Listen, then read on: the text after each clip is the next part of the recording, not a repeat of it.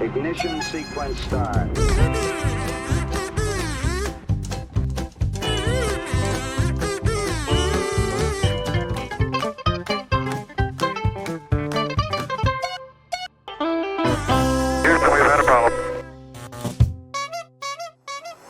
Olá para todos que estão nos assistindo a mais esse finalmente. Hoje é sexta-feira! Você sabe, para encontrar o finalmente, basta você entrar no YouTube ou no site www.inace.com.br. Hoje nós temos uma pessoa maravilhosa aqui que está conosco, um aluno de quê mesmo? Pedagogia. Pedagogia, aluno de pedagogia, formado já, né? Formado, foi aluno de pedagogia nessa maravilhosa, egrégia e portentosa instituição. Portentosa é o Titio Urso. Titio Urso. Mas por que Titio? Que história é essa? Porque após a minha graduação como pedagogo, trabalhei durante muitos anos como recreador. E aí esse foi o nome que ficou, Titio Urso, Titio Urso, Titio Urso. Acabei perdendo minha identidade. Mas é um urso jovem ou velhaco? Ah, já é um urso velho, aquele velho urso que fica na caverna, sai pelos todo, brancos. todo desgrenhado Precisa. da caverna, come carne, olha feio pra humanidade e volta para os seus recordos. Pobre urso velho. E hoje o Titio Urso vai estar aqui fazendo uma substituição maravilhosa do Finacim, que aliás agora vai ser sempre assim. Nós sempre teremos um convidado, uma personalidade nova, também dando apoio pro professor Duda. São os nossos universitários aqui do programa. E ao meu lado está Márcio Freitas, né, Márcio? Tudo bom contigo, Márcio? Tudo bem, obrigado aí, gente. Uma salva de Obrigado. palmas, Márcio Freitas, salve forte para você. Olha só, Belinha. Hoje ele vai falar de ESG, olha que maravilha. Mas eu vou ler o perfil, olha. Titio, o Titio Ursinho, não pode chamar de Ursinho? Au, au. É romântico Aí você demais, me- né? aí- No primeiro momento, logo assim. Mas vamos lá. Ele é jornalista, relações públicas, escritor e consultor de comunicação e sustentabilidade. É formado em comunicação social pela Casper Libero, pós-graduado em jornalismo institucional pela PUC de São Paulo, inteligência de mercado pelo Senac e MBA em gestão e marketing de empreendedorismo pela PUC Rio Grande do Sul. Bate! Vamos lá. Mais de 2 décadas ajudando empresas e instituições a evoluírem com governança, responsabilidade socioambiental, assessoria e consultoria para a comunicação corporativa, relacionamento com imprensa, gestão de crise e reputação, relacionamento com público críticos, projetos de responsabilidade socioambiental, educação corporativa, treinamento de porta-vozes, endomarketing, comunicação interna para RH, projetos de comunicação comercial, produção de conteúdo e estratégias para redes sociais, além de organização de eventos e pesquisa de mercado. Joga búzios, cartas e tarô também. Eu acho que sim, só não colocaram aqui produção, búzio, cartas e tarô. Mas fala uma coisa, Márcio. Escrevo poesia nas horas vagas e toco o Poeta, violão lá, olha lá. olhando pro acorde. Márcio, ó, me fala uma coisa, ESG veio muito forte aí no mercado, mas muitas pessoas ainda nem sabem o que é ESG. Eu gostaria de uma definição rápida, já para o público que está nos assistindo, né? Porque as pessoas começam a falar ESG, já é algo que nós vamos discorrer aqui, que provoca tanta reação entre o pequeno e o médio empresário, reação negativa às vezes. Se ele não souber realmente o que significa, piora a situação. Piora. ESG, de uma certa forma, são 3 coisas dentro de uma sigla: o meio ambiente, o social e a governança. São estratégias empresariais, são estratégias de negócio que sempre existiram, mas depois da pandemia se reuniu dentro de uma sigla e ela significa uma estratégia de negócios onde a maioria das pessoas precisa olhar com certo cuidado por conta de toda essa transformação que a sociedade vive atualmente, o planeta e principalmente os negócios. Hoje, nenhuma empresa deve ser considerada uma ilha, mesmo independente dela ser pequena, média ou grande, ela precisa se preocupar. Então, ESG, de certa forma, é um caminho para que você possa fazer um negócio um pouco mais aprumado com as necessidades da sociedade e ser bem-sucedido se você aplicar isso realmente com genuinidade e com estratégia, como se fosse qualquer coisa que você tivesse ali como interesse comercial.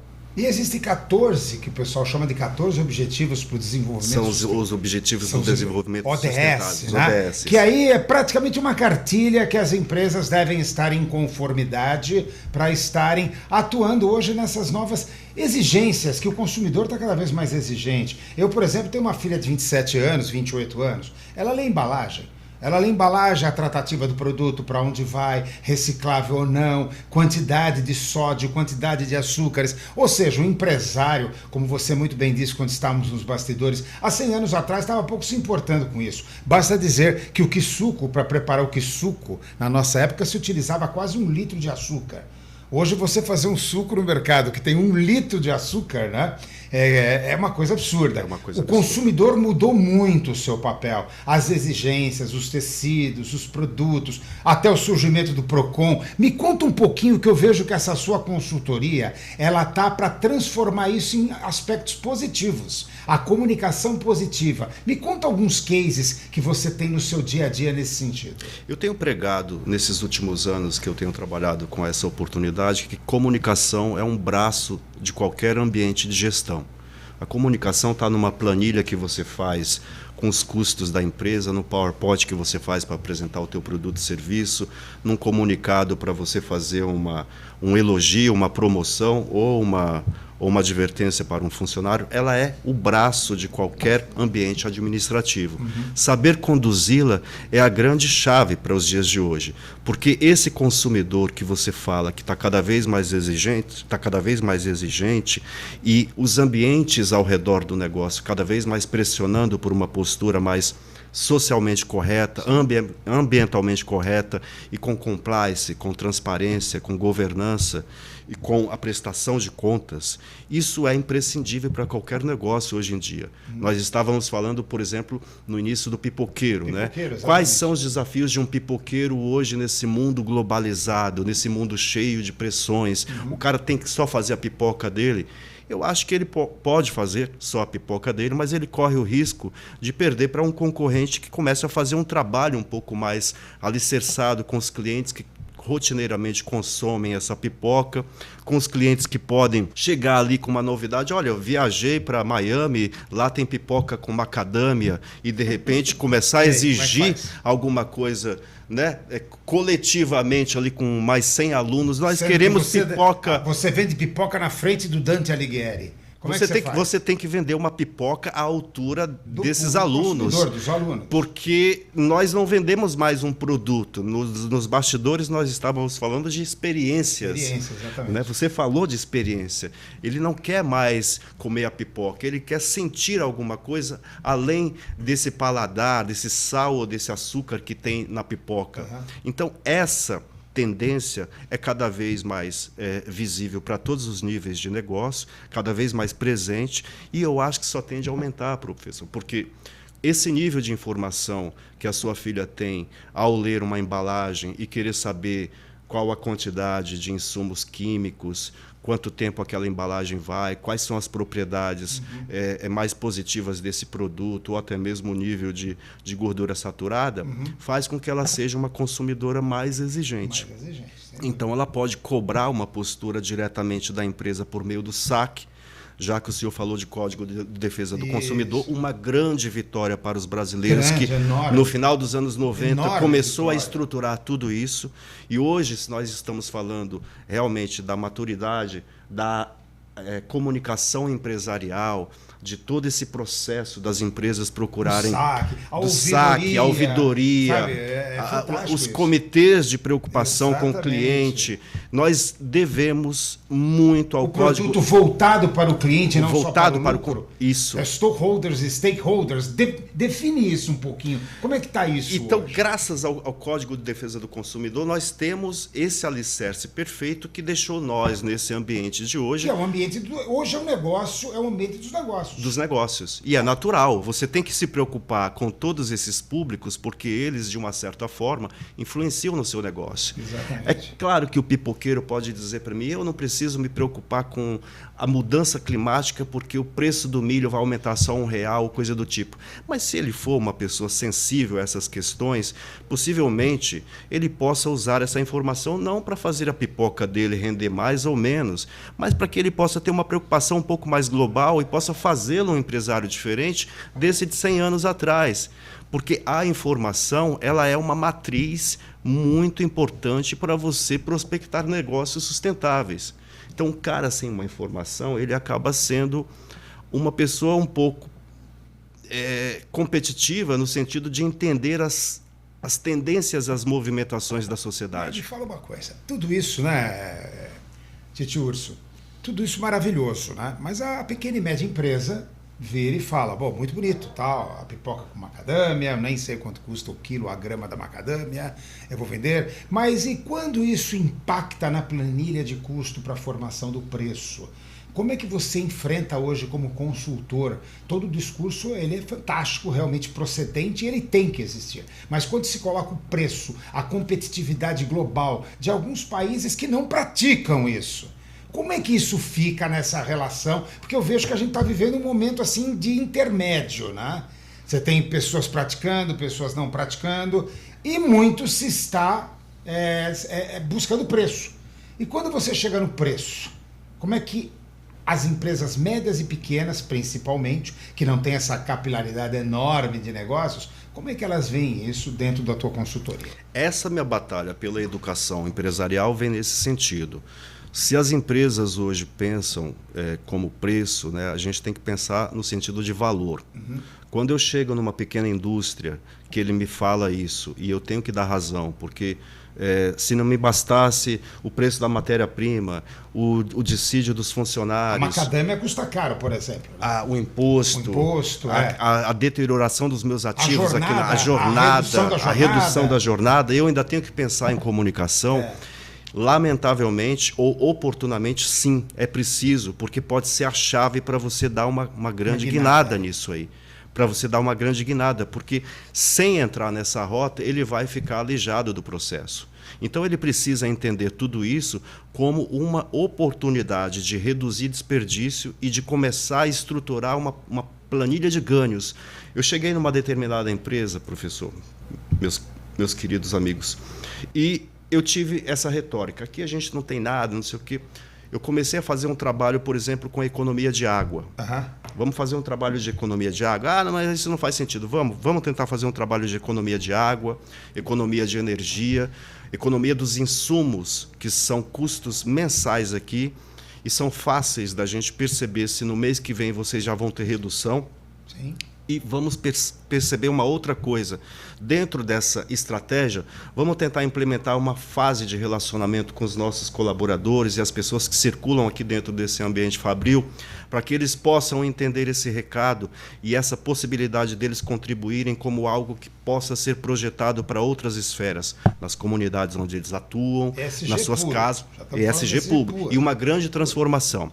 A questão da energia também é a mesma coisa. Sim. Ao final de 3 meses, eles já estavam percebendo gastos menores com a questão da energia e da água. Sim. Depois daquele passo, como a gente já tinha consolidado algum nível de relacionamento um pouco mais amigável com os colaboradores, amigável do ponto de vista de colaboração espontânea, nós começamos a trilhar um trabalho com o lixo, com os resíduos. Ótimo. E mostrando para eles que ao final de qualquer processo de recolhimento daquele resíduo e destiná-lo adequadamente, aquela grana que nós começamos a colher vendendo aquele resíduo que antes ia para o lixão, começou a fazer parte de um pacote de ajuda para uma comunidade ao redor da fábrica. Era pequeno, 5 cestas básicas. Tudo bem, mas esse dinheiro ia para o lixo. Sim. E eles começaram a ver processos de melhoria dentro desses 3 itens, esse tripé que eu coloquei como um desafio inicial.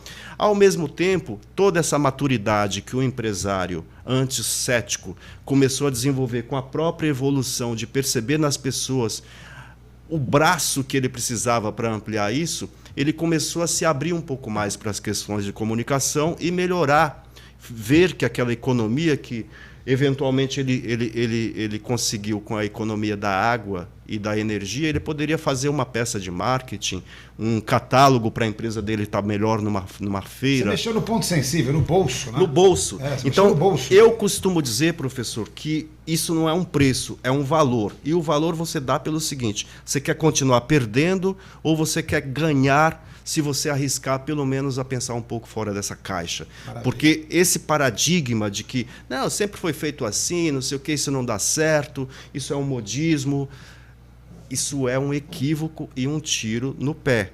Porque nós estamos percebendo que quem não tem uma mínima interação com esse ambiente de evolução nas comunicações, nas relações com os públicos, está fora do mercado. Tem uma questão. Vamos lá, Titio. Eu fico muito atento a isso. Eu também sou empresário, eu tenho negócio também, eu tenho que gerir uma empresa. E tem uma questão que me incomoda muito na questão anárquica. Titio Urso é anarquista. Titio Urso, anarquista? Muito bem. Mas me fala, que história é essa, Titio Urso anarquista? Titio Urso é anarquista. Eu tenho um problema muito sério com o governo. Foram pegar um estudante revolucionário. Exatamente. Viva a revolução! Viva Zapata! Abaixa o imperialismo! Vamos Tem lá. um problema muito sério porque a gente... Em todas as conversas, podcasts, estudos que eu faço, eu vejo as pessoas falando e conversando sobre a empresa, sobre melhorar, sobre criar. Mas a gente nunca fala sobre o elefante na sala, que é, não importa onde você esteja, em qual país, em qual situação, chamado governo. O empresário tem que se readequar e fazer... Mas qual que é o incentivo que esse empresário recebe? Por quê? O dinheiro que está escoando para o imposto, que está indo para o salário altíssimo e o benefício do deputado Toninho do Povão, esse deputado não existe, é o meu deputado inimigo, eu inventei ele. Mas eu te odeio, Toninho do Povão. Toninho você do Povão. tá pegando o dinheiro do pobre do pipoqueiro, que agora tem que botar macadâmia na pipoca para poder vender, e você não tá nem aí para ele continuar usando carrinho e terninho pago pelo meu dinheiro. Eu quero é que pobre se exploda. Vai ser eleito até o final do programa. Não quer. Deus o livre. Minha mãe me falou, olha, você faça o que você quiser da sua vida, mas se você virar político, não pise mais na minha casa. Então não vou desonrar a mamãe desse jeito. Você não vai perder a macarronada da mamãe, Não né? vou perder a macarronada da A mamãe. macarronada ou a política? Mais 180 de espaguete. Vá tudo embora. Então tem essa questão que o empresário tem que se readequar e vai melhorar e vai... Mas... Para ele se readequar, como vocês estavam falando, é caro, custa dinheiro. Aí tem que vir um profissional para ensinar o cara o melhor caminho. Então, às vezes, o cara ele não quer nem se readequar porque ele não quer, porque ele é um ignorante, porque às vezes não tem condições mesmo. E um mínimo de incentivo fiscal já faria toda a diferença para o cara poder implantar isso. Só que para ter incentivo fiscal, eu diminuo o imposto. Quando eu diminuo o imposto, eu estou diminuindo os salários e os benefícios do Toninho do Povão. E aí? Como é que a gente fica nessa situação? Por que a gente vai ter que ficar sempre nesse bate-volta? Empresário tem que se reinventar, enquanto o político tá lá só batendo palma e falando temos que fazer porque é bonito. Quando que a gente vai pressionar esses caras a diminuírem os privilégios dele para que o empresário tenha mais conforto a se readequar a essas questões de ESG? Basicamente é quando o ESG vai chegar em Brasília. E uma outra coisa que também coloco é quanto isso no valuation, do business valuation mesmo, não só internamente, como também mercadologicamente, a percepção de mercado, até chegando nas grandes empresas dentro da Bolsa de Valores. Seguindo o que ele está falando. Duas perguntas fantásticas. A primeira eu vou responder de uma forma muito clara, que assim, o ESG vai chegar dessa forma em Brasília quando as pessoas souberem votar, né? O que nós temos de representação no Congresso é a eleição que o povo faz, escolhe, ou seja, nós temos a parcela X, Y, Z lá de representação graças à escolha do povo. Então, assim, nesse sentido, eu acho que ainda leva um pouco mais de tempo. Mas, de certa forma, essa provocação também nos leva a entender que hoje, de uma maneira geral, os órgãos governamentais, as instituições já estão olhando para esse lado da sustentabilidade de uma forma mais robusta. Seja não só multando. Não só multando, mas seja do ponto de vista de financiamentos, linhas de créditos, fomento de desenvolvimentos, políticas industriais e empresariais, incentivos sociais, reparações em tributos para quem se encaminhe por esse lado, porque as ferramentas de avaliação já estão no ar. Eu não tiro em nenhum momento a razão de dizer que nós ainda temos uma representação aquém do que poderíamos ter, por tudo aquilo que nós esperamos para o Brasil. Que atravanca um pouco o processo, mas atravanca, atrasa muito. E cria também esse tipo de ruído de percepção que muito legitimamente ele coloca, que faz parte da visão de muitos empresários, de que o governo só atrapalha. Então, se a gente olhar para um lado talvez um pouco mais sistêmico, a gente perceba que já existam correntes ou políticas ou desenvolvimento de ações ali dentro desses órgãos governamentais que vão pró-ISG, né, que vão para financiar projetos que estejam em linha com as atividades de desenvolvimento sustentável, com respeito às comunidades onde atuam, com respeito ao ambiente em que produz. Esse tipo de coisa a gente pode ver em financiamentos bancários, não só os do governo. Aí mas entra o valuation, já começa a ter valor prático, valor prático, financeiro, porque... Não é na economia, mas no incentivo do negócio. E tampouco você vê isso de uma forma isolada, porque, vamos lá, as grandes corporações, nós estamos falando aqui de uma maneira focal nas pequenas e médias empresas, que em grande parte fornecem para as grandes corporações, que não vão deixar de cobrar uma prática ambiental, uma prática social responsável, uma prática de governança, se você quiser ser contratado. Senão você tá é uma baliza, é uma baliza. Você só entra na faculdade se você tiver tal pontuação. Senão não entra. Então, assim, para que essas empresas pequenas deixem de ver talvez essa guerra invisível com o governo, da maneira como você provocou, e comecem a ver esse outro lado de possibilidades. Que é uma provocação realista. É uma provocação realista. E existe uma boa parcela do empresariado, nessa escala de pequeno e médio, que é uma escala que sofre muito, porque está ensanduichada por imposto, por a questão de uma política de desenvolvimento que ainda não está à altura do que eles precisariam. Muitas vezes é um empresário que perde um emprego e vira empreendedor, muita da realidade do Brasil é essa, e essa pessoa nunca teve em seu DNA aquilo que um herdeiro de uma Marfrig, de uma grande companhia tem. Nunca foi treinado. Não sabe o que é sucessão. Não sabe o que é sucessão. Não sabe o que é um processo de se qualificar para atuar no mercado. Não sabe o que é uma qualificação profissional. Foi jogado lá. Foi jogado por uma questão de necessidade, e ele faz com que as coisas aconteçam daquela maneira, mas ele precisa de apoios como esses que a gente fornece para alertá-lo de que isso não é um caminho arriscado, é uma oportunidade. Mas eu não tiro a razão de que assim, o governo ainda poderia ajudar muito mais. Isso requer cada vez mais cobranças consistentes da nossa parte, cidadão, e que a gente faça boas escolhas também, para que esse núcleo do legislativo possa ter um pouco mais de sensibilidade para esse lado, né? Nós temos coisas avançando, o Brasil... Senão vamos ficando cada vez mais para trás globalmente. Né? É uma grande oportunidade, mas nós temos esse risco, professor, de retroagir. Temos esse risco. Eu tenho vários cases aqui, tio Urso, mas vários cases. Eu tenho, por exemplo, o case da Volkswagen, né, as farsas que existem de certificações, de diesel e tudo mais, as grandes companhias também que se baseiam nisso, mas é uma coisa interessante, o quanto isso representa no valuation das ações. Qualquer coisa, isso foi uma sintomatologia global, né? Então aquilo foi reprimido, teve que se gastar muito mais, com certeza, do que para montar essa estratégia. Melhor prevenir do que remediar. Exatamente.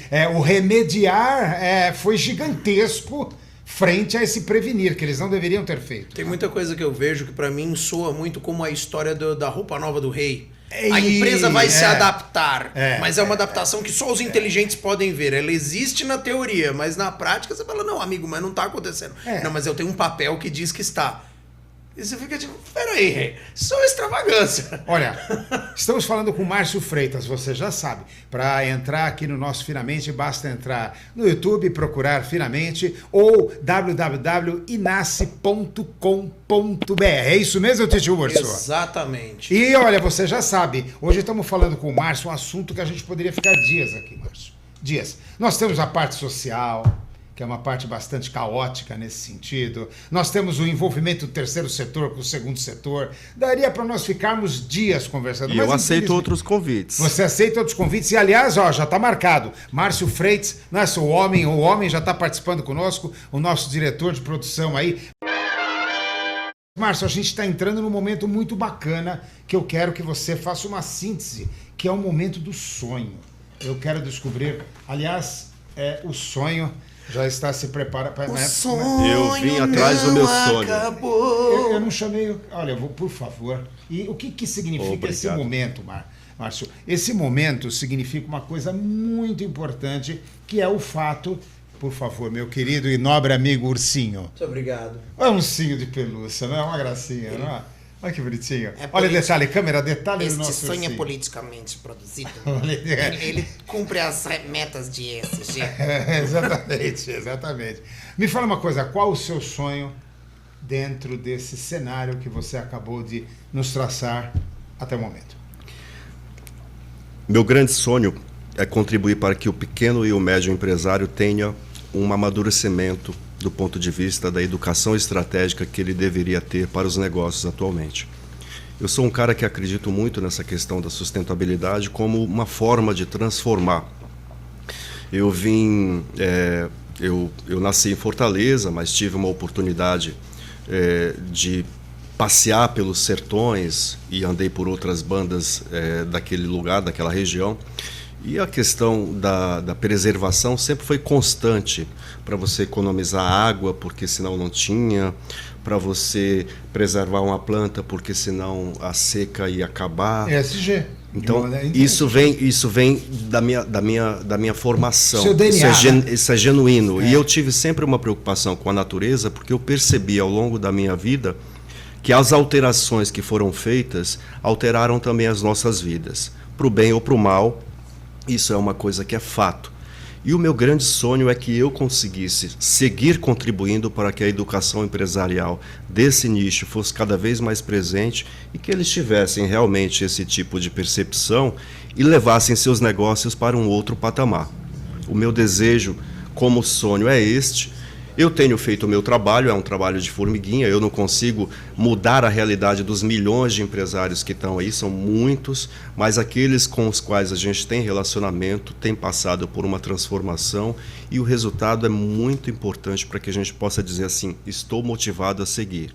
E o meu sonho é esse, é seguir com esse trabalho, ter a contribuição de vocês para que a gente possa chegar aqui e discutir um pouco mais amplamente algumas questões. Claro que o tempo é muito pouco, Claro. mas é uma grande oportunidade para a gente Isso dão esclarecer. vários blocos, nós podemos quebrar Vários isso blocos. em vários Eu blocos. aceito outros convites. Vamos para lá, que a já gente está possa... aceito o convite. E dizer que assim, a minha luta é para fazer com que esse nicho empresarial tenha minimamente capacidade para sobreviver de uma forma digna e competitiva nesses tempos de mudanças climáticas, de transição energética, de pressão regulatória e pessoas, consumidores cada vez mais exigentes Cada vez por mais boas exigentes. práticas empresariais. Maravilha, Márcio, eu Esse quero é meu falar com sonho. você. O Márcio tem que vir, inclusive, Márcio- para falar do livro dele. Do livro dele, ele Lançou tem o livro dele também, Tenho, que ele tenho. lançou o livro. Mas, Márcio, eu quero falar com você. Nós vamos voltar a falar com você, mas eu agora, espectador, quero falar com você. Eu te contato aonde? Meus canais, eu passo que celular, professor? Pode falar celular, Meu mas só celular- não faça brincadeira que tem alguém traumatizado. O meu Instagram é Márcio Freitas _ 2024, que é o ano corrente. Márcio Freitas _ 2024. Ano que vem vai ser 2025. Aham. O meu Instagram, o meu LinkedIn é Márcio Freitas. Márcio Freitas me no encontra LinkedIn. facilmente lá. Eu estou sem barba faz uns 2 meses. Mudei até a foto porque as pessoas não estavam me reconhecendo. Antes carreguei barba durante muito tempo. Estou agora com essa costeleta do Elvis aqui, um pouco na, Aliás, muito. na O que você nostalgia. acha da costeleta dele? Tá pequena, tá pequena. pequeno, Eu cortei mas- o cabelo ontem para vir para cá e Você o barbeiro gosta do tá. Elvis? Você gosta do Elvis? Pelo visto, muito, né? Gosto. Gosto mais dos Beatles, mas o Elvis também, aquela forma como ele se apresentou pela primeira vez, quebrando aquele jeito Frank Sinatra de cantar, rebolando ali. É um pipoqueiro com macadâmia. Né? Ele colocou macadâmia na música. Macadâmia na música E aquela música virou rock and roll. É, isso aí. Infelizmente, Não. ultimamente a gente não tem escutado Você bom e velho falando rock and isso, roll. Você mas... falando isso, eu trabalhei com ele 5 anos, eu me lembrei do senhor Abravanel, falecido Silvio Santos. Maui. Na realidade, ele estava lá, na realidade, ele estava vendendo seus badulacs, mas ele vendia apresentação, vendia show, vendia entretenimento, vendia uma série de coisas. Já estava fazendo o que o seu pipoqueiro com macadâmia está fazendo, já estava colocando aquilo no produto, que o transformou num dos maiores empresários brasileiros. E né? principalmente inspirando. Inspirando, né? exatamente. Silvio Santos é das figuras que nos deixou este ano, né? Mas eu tenho algumas figuras que já nos deixaram há alguns anos, mas parecem estar presentes pelo legado que deixaram. Sim, fortíssimo. Né? E na minha percepção, e eu não sei se eu vou falar besteira aqui, para mim ele permanece vivo por tudo. É como se tivesse uma entidade viva ali por toda a representação que ele tem, não só na TV brasileira, mas no modo de fazer esse tipo de coisa que ele fez. Entretenimento, estava lá todos os domingos. Todos os domingos, exatamente. Todos os domingos. Não precisava trabalhar, estava lá trabalhando com as minhas colegas de trabalho e sempre ouvindo as pessoas. E aí Ele fazia o SG naturalmente na década de 50, 60. E ele me lembra aquela emblemática frase do Gandhi: a satisfação deve estar no esforço e não somente na realização final. Exatamente, no esforço, exatamente. Márcio, com isso, por favor. Gostaria de aproveitar os nossos segundos finais. Estou naquela câmera ali. Ou qualquer câmera que você Márcio queira. Freitas, você está agora diante do Teorema de Charlinho, o menino que só queria estudar. Uma pergunta muito séria. Nossa, Você gosta da agenda ESG? Gosto. Apesar da gente ter o greenwash que o professor falou, infelizmente a gente não teve como explorar, com o caso da Volkswagen. Mas a agenda ESG, eu acho que ela veio para ficar, ela pode se desmembrar se houver algum modismo como o ISO, porque nós temos, de tempos em tempos, algumas coisas de mudar a nomenclatura. Mas essa essência sempre trouxe a governança, o social e o ambiental. Nos últimos anos, eles sempre tiveram presentes nos negócios. E agora, simplificados nessa agenda, nessa sigla, né, eu acho que eles carregam ainda por um bom tempo essa prerrogativa de protagonistas dos bons negócios. Então você gosta da agenda ESG? Gosto. E você gosta de batata? Batata também. E você gosta mais da agenda ESG ou gosta mais de batata? É o Gosto dos dois. macarrão, é o macarrão. Gosto hein? dos dois. Gosta dos dois por problema com a igual. avó. Ele está aprovado no Teorema de Aprovado. Charlinho, o menino que só queria estudar. Charlinho. Mas vamos Grande. lá. Falamos com Márcio Freitas. E aliás, é a hora do Tio Urso Produção. Cadê a caneca de Dubai? Onde está o diploma e a caneca de Dubai? Dubai, porque Do essa bairro do caneca... Brás. Não. Olha, nós tivemos a prerrogativa de um sheik que veio até aqui tentar comprar essa caneca. Nós vamos se presentear com essa caneca. E outra coisa, olha só. Não era Ela em Ganzaroli, eu tô fazendo... Ah, tá. Então vamos lá. Essa caneca é maravilhosa. Com essa caneca você vai estar dentro de todo o protocolo. Dentro Uma réplica desta? Aliás, muito melhor. Muito melhor. Essa é sua. Agora também o diploma. O nosso diploma, que é dado para o pessoal que entende realmente do assunto. Dedicatória. Dedicatória com o nome de... Eu não consigo ficar Olha, mais emocionado. Com esse diploma, você vai poder decorar sua parede. Cavaleiro da Finace. Cavaleiro da Finace dentro do assunto Olha, outro ESG. motivo de orgulho para aquelas câmeras. Olha que lindo, maravilhoso. E nós estamos aqui, encerrando essa entrevista com Márcio Freitas. Últimas palavras, tio?